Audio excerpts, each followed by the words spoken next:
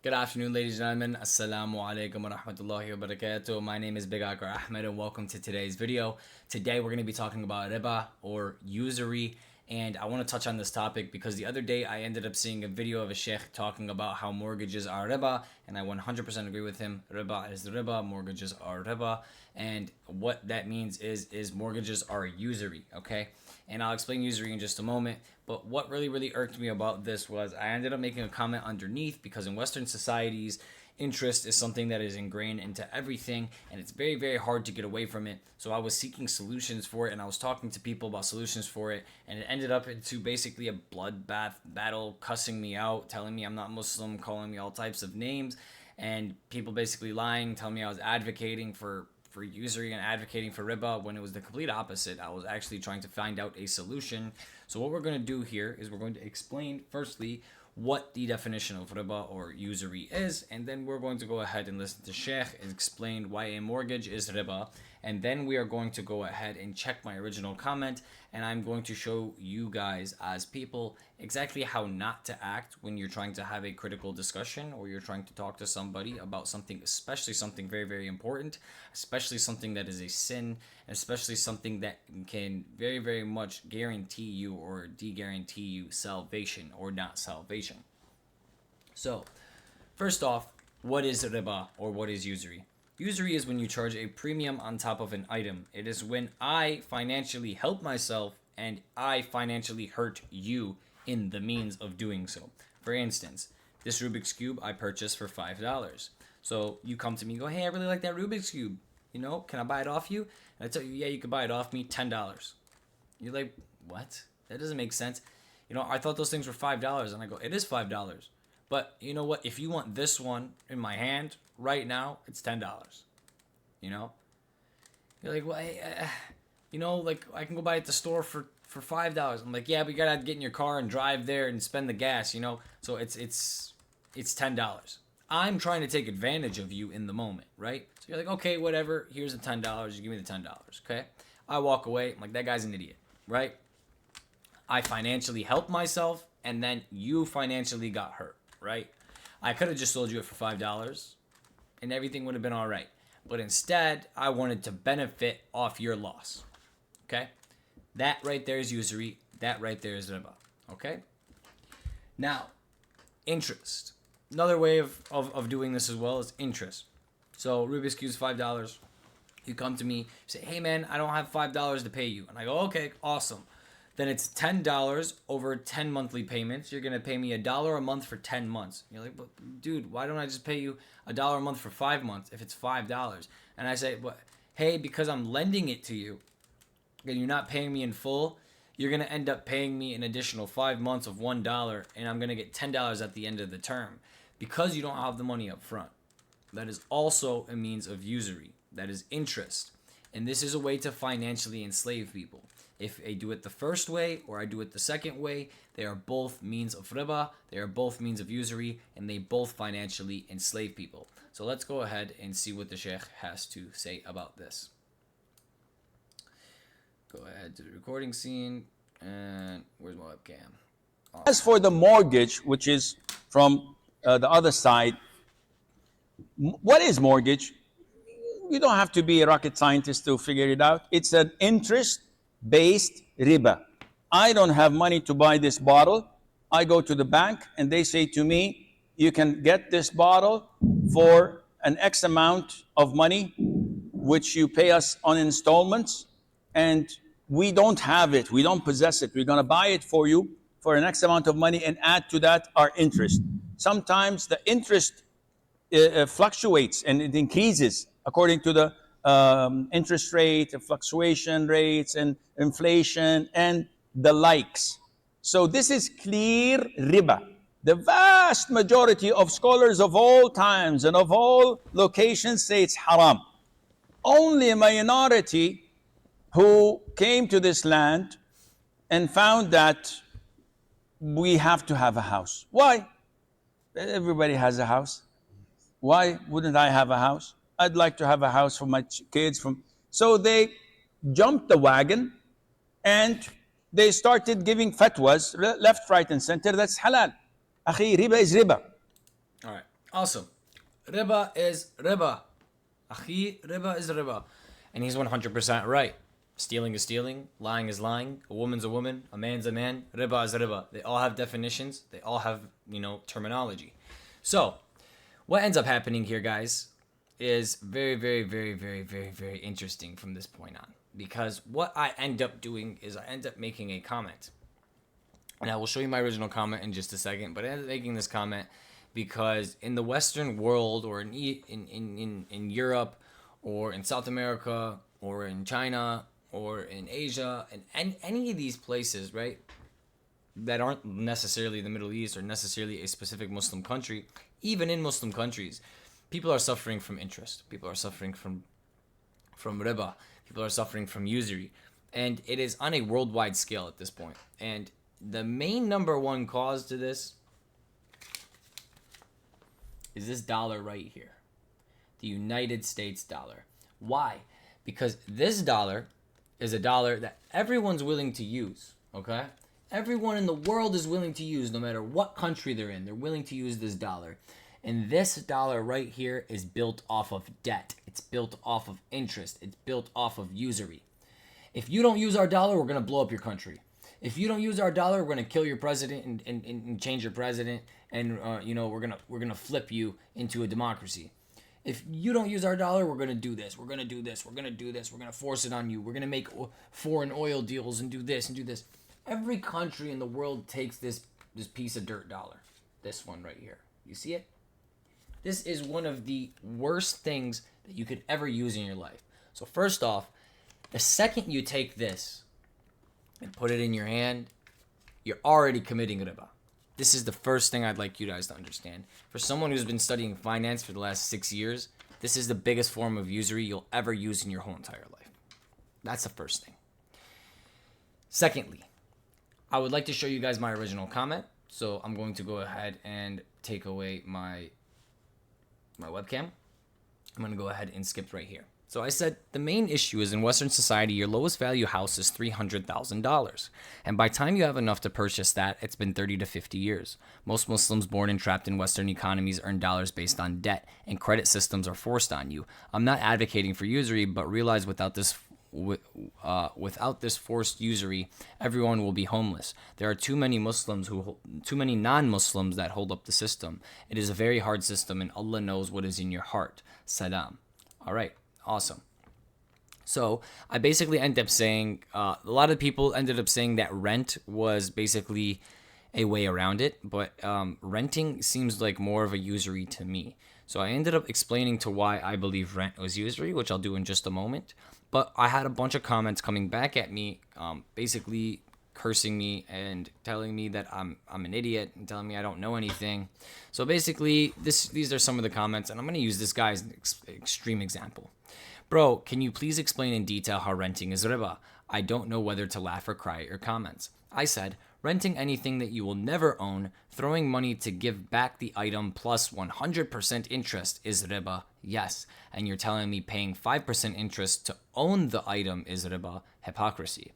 Why would I financially enslave myself to a car I will never own and have to give back? That's the definition of riba. Yes, I don't need a scholar to understand a definition. A woman is a woman, a man is a man, and riba is riba. Just like the sheikh said, riba is indeed riba. Now, just like we talked about before, riba is when you add a premium to something. So let's say the guy who's renting the house to me, okay? Basically what's happening is he's gone to the bank and he said, hey bank, I want to get this house, right? It's a $300,000 house. What's my monthly payment going to be? And they tell him, hey, your monthly payment's going to be $2,000 a month, but we're going to add interest to it. You're in a 30-year mortgage. So we're going to add a 5% interest rate, okay? Let's say that 5% interest rate adds a premium of $500 a month. So now that gentleman's paying $2,500 a month per se, right? $2,500 a month. That's something that's ridiculous. Let's say 2,000. Yeah, we'll just say 2,500 a month, just to keep the math easy. So $2,500 a month is your monthly payment. $2,000 goes towards the payment of the home, and $500 a month goes in our pocket. That's our usury. That's our riba. That's what we're gonna take from you. Okay, this is haram. You as a Muslim are not allowed to put yourself in a situation where you put yourself or financially enslave yourself to something that you're paying more of what the original cost of the value is, right? Now, rent. How is that a way around usury? How is the guy who's paying $2,500 a month and he's already paying a $500 interest, right? Now, if I want to rent from him, let's say, hey guy, I want to rent your house. What is he going to tell me? He's going to tell me it's $3,000 a month. He's going to add an additional $500 premium to it. So now instead of paying the $2,000 a month note that the house is actually worth, I'm paying $3,000 a month, and then I'll never even get to own the property. All of the money that I'm putting towards that rent is going in the garbage. It's not going towards the house. At the end of my rent period, the homeowner isn't like, hey man, thanks for helping me pay off this house. Here is a 5% or 10% stake in the property. When I sell it, you'll get a 5% or 10% cut of what I sell it for. No, none of that. What ends up happening is he's using you. The word usury means using, okay? So what he is using you to do is to pay off the house plus pay off the interest by making money. He's becoming a double bank, okay? So I don't understand how rent is any way around riba, any way around a mortgage. You're telling me that I'm not allowed to pay the $500 premium, the $500, interest payment and pay $2,500 a month. And then whenever I want to sell the house, I could sell the house for the full cash value of the house. And houses usually rise in value. So I could sell the house for the full cash value of the house and walk with the full cash value of the house, pay off the loan, right? And walk away. You're telling me that is, you're going to hell, you're burning in hell, you're gone. I understand. That is 100% riba.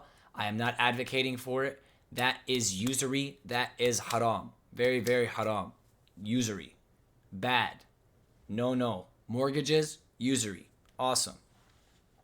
But you're telling me instead of paying the $2,500 and being able to own the home and being able to sell the home and being able to take the money from the home and being able to have equity on the home, you're telling me that I'm permitted to rent that same exact home for $3,000 a month, not $2,500 a month.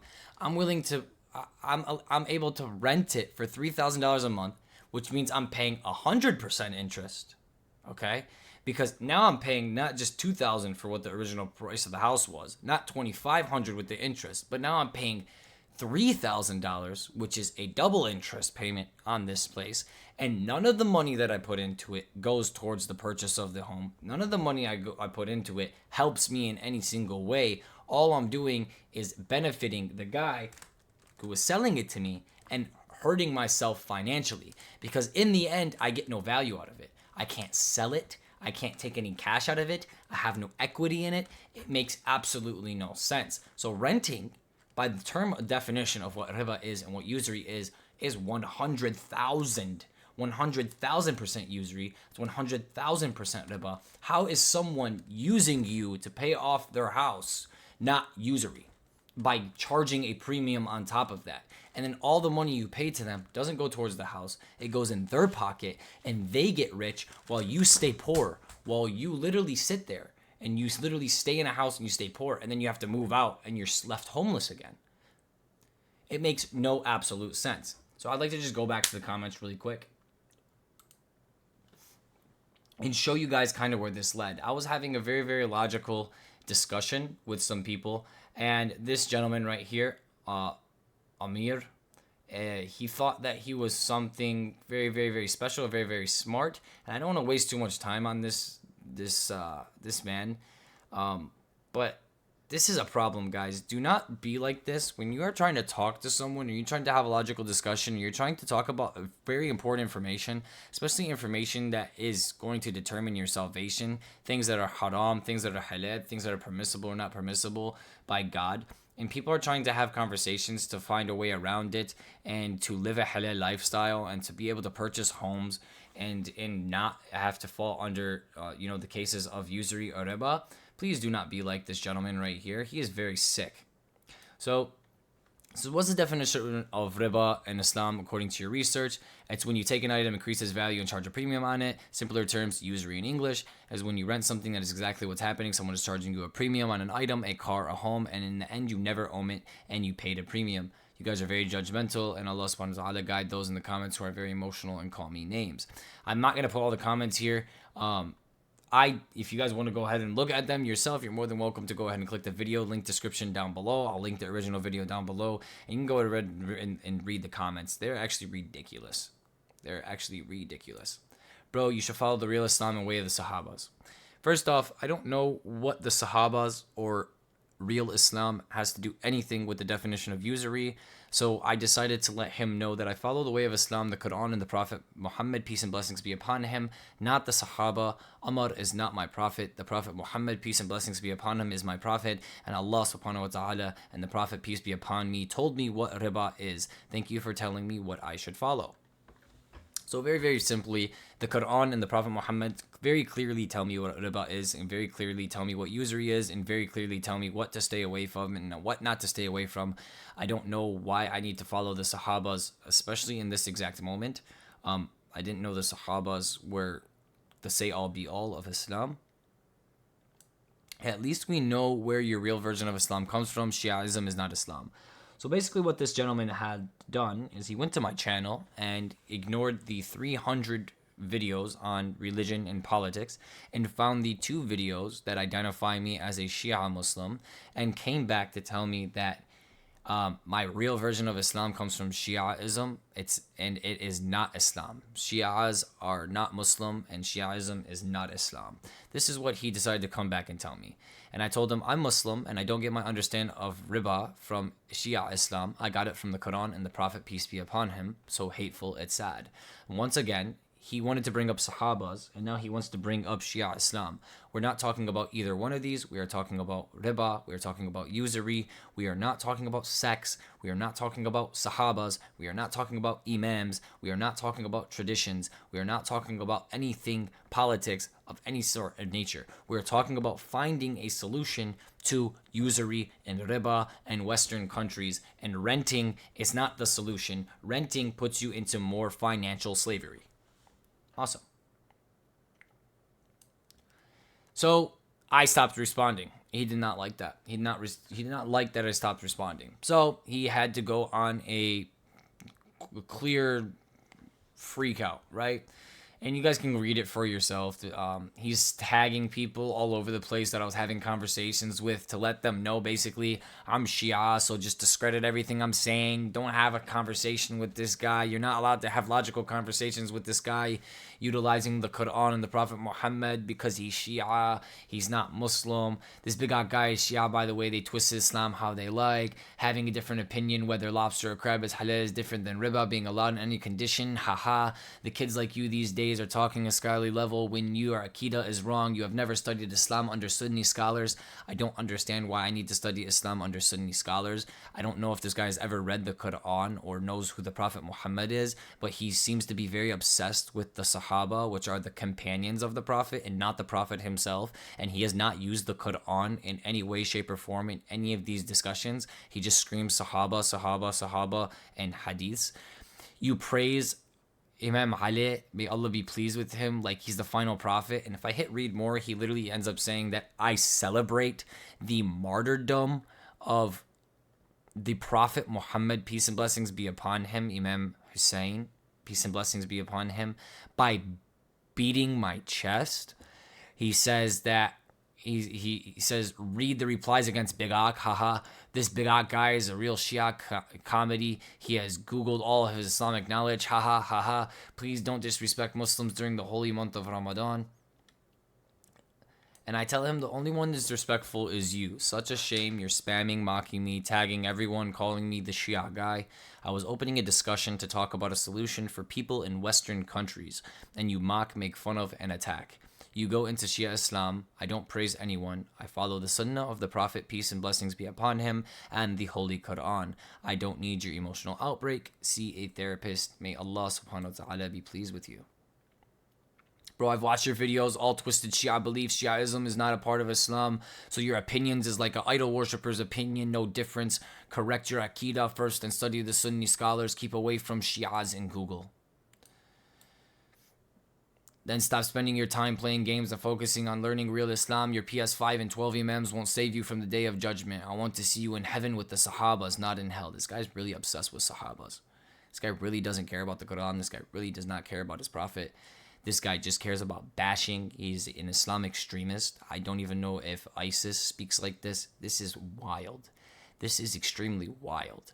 I'm literally talking about interest, and this guy is attacking me on a personal level. This guy's gone to my channel and found the only 2 videos out of 300 videos that identify me as a Shia Muslim and is attacking me based on that.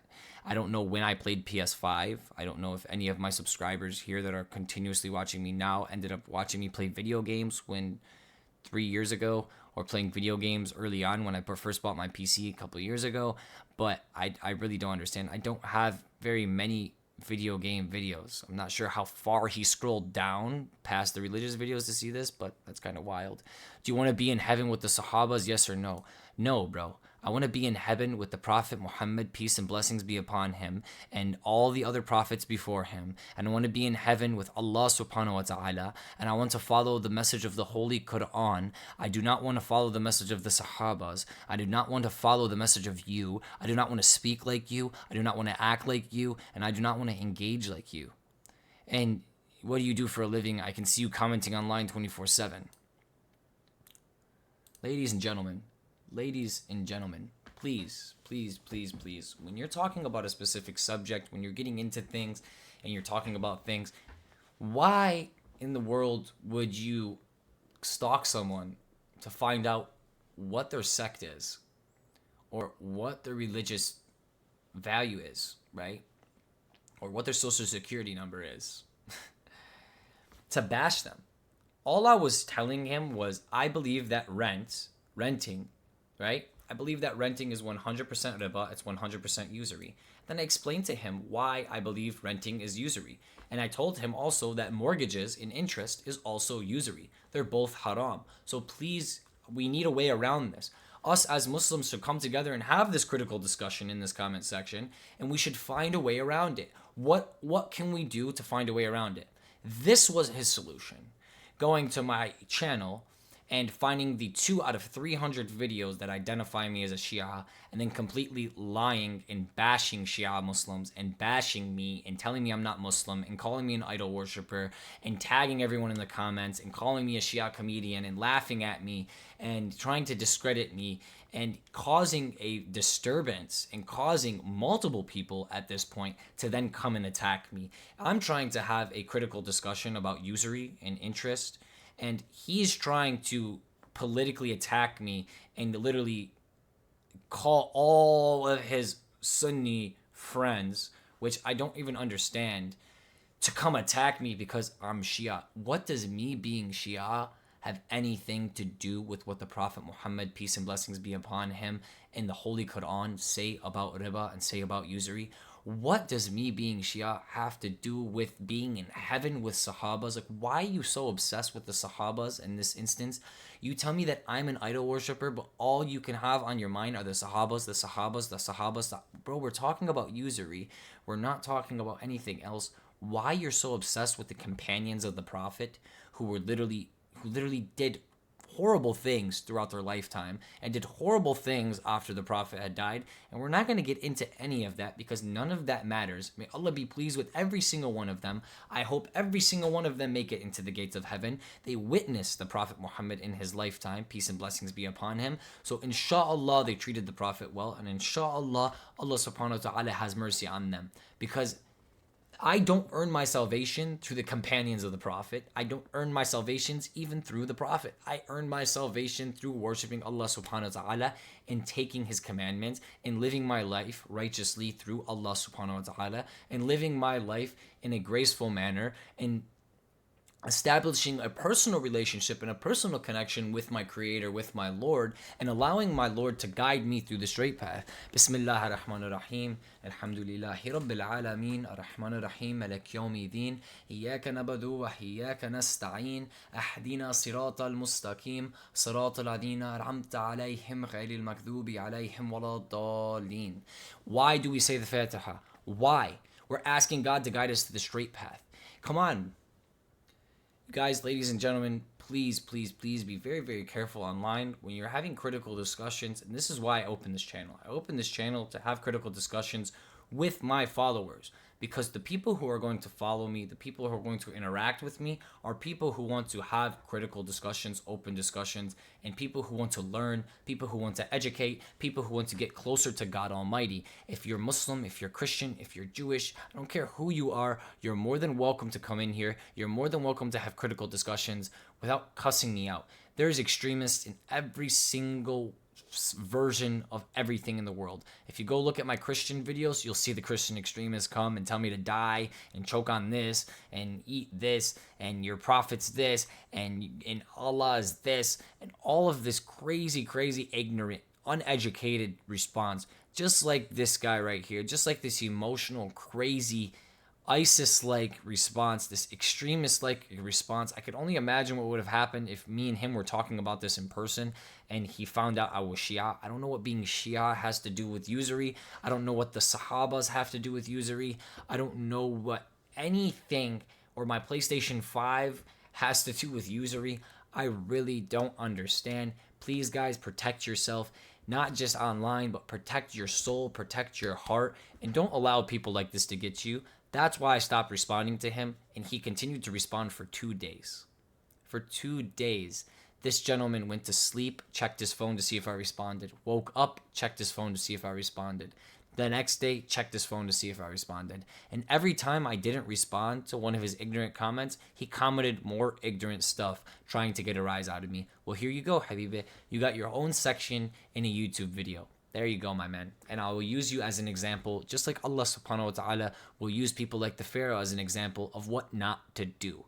And this is exactly what not to do, my Muslim brothers and sisters. This is exactly what not to do, my Christian brothers and sisters. This is exactly what not to do, my Jewish brothers and sisters. Do not attack each other. Have critical and logical discussions based on knowledge. Use sourcing, especially sourcing that's strong, like the Quran and the prophets, or the Bible and Jesus, or the Torah and Moses and Abraham. Peace and blessings be upon every single one of them. If you want to have a critical discussion about religion, start at the Holy Book first, and then work your way down to the Sahabas, work your way down to the Imams, and then from there on out, you will then have a much better understanding on what you are talking about. Thank you guys so much for coming in today. God bless you all, and until next time, free Palestine.